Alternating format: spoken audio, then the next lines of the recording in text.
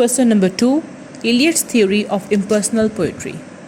T.S. Eliot, a great essayist, playwright, and literary critic of modern age, gave his views and suggestions regarding poetry in his famous essay Tradition and Individual Talent in 1919. In Tradition and Individual Talent, Eliot discusses two main concepts, that is, importance of tradition and his theory of impersonal poetry, and mentions their importance for the production of good and valuable poetry. According to Eliot, a good poet should be impersonal, and for being impersonal, one should sacrifice oneself. As Eliot says, the progress of an artist is a continual self-sacrifice, a continual extinction of personality. This is depersonalization. Eliot completely dismisses the romantic concept of self-expression, but rather he says, the emotion of art is impersonal, it has nothing to do with the personal life of a poet. Most often there are some people who write poems when they are extremely happy or sad and express their all personal feelings in their poetry. So they follow Wordsworth's theory, which says poetry is a spontaneous overflow of powerful feelings recollected in tranquility. But Eliot is completely against this concept. He says that poetry and personal emotions should be kept separate. According to him, the poet must be as a scientist. His emotions must not overcome him, but rather his emotions, feelings, and passions should be depersonalized.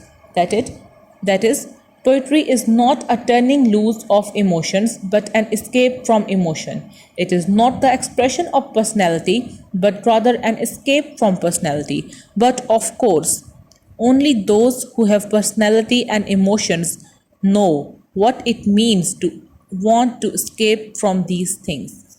For further clarification of his concept of impersonal poetry, Eliot demonstrates it through the example of a chemical reaction. According to Eliot, the mind of the poet is like a catalyst.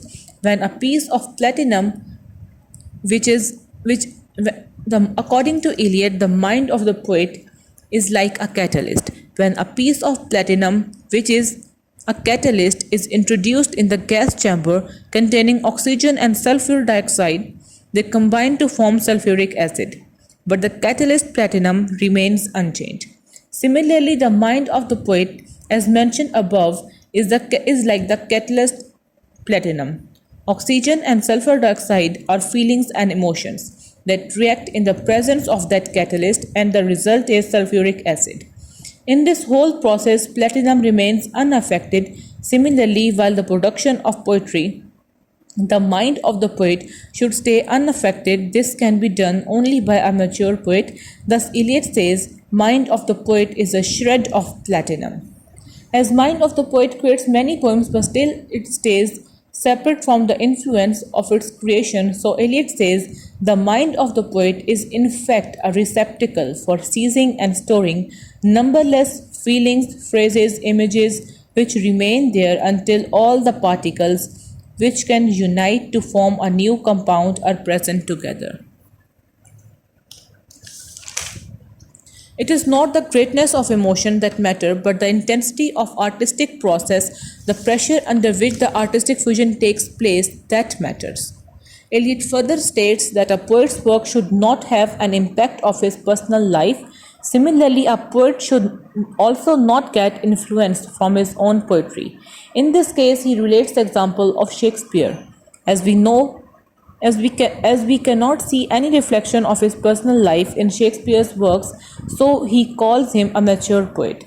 For instance, Shakespeare's Othello, Hamlet, King Lear, or Henry II, etc. All these are great characters of his famous plays, but they don't have even a slight reflection of his personality or personal life.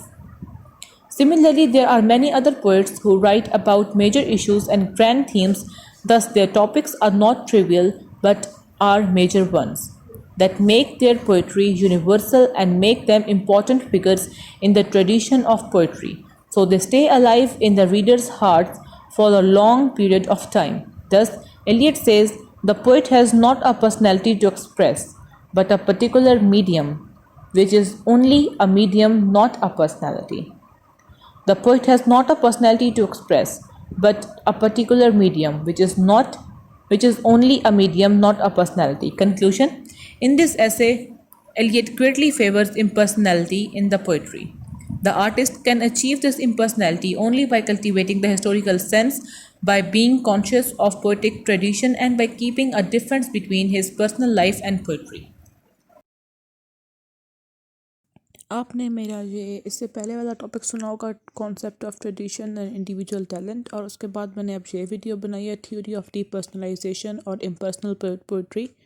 तो I hope so ये आपको पसंद आई होगी। तो आप comments करें, जो आपको और टॉपिक्स चाहिए हो मैं उनकी वीडियोस बनाऊंगी। मेरे पास सभी टॉपिक्स मौजूद हैं, लेकिन मैं चाह रही हूँ कि जो आप लोगों को चाहिए हो, डिमांड हो, उस पर वीडियो बनाऊँ। And please subscribe my channel.